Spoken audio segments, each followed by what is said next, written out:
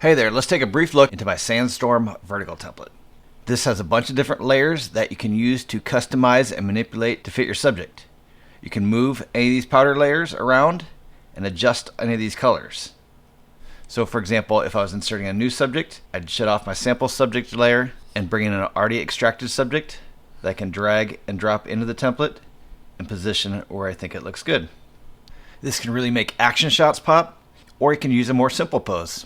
You can use bright colors, or you could even tone this to look like dirt, which is a really cool effect.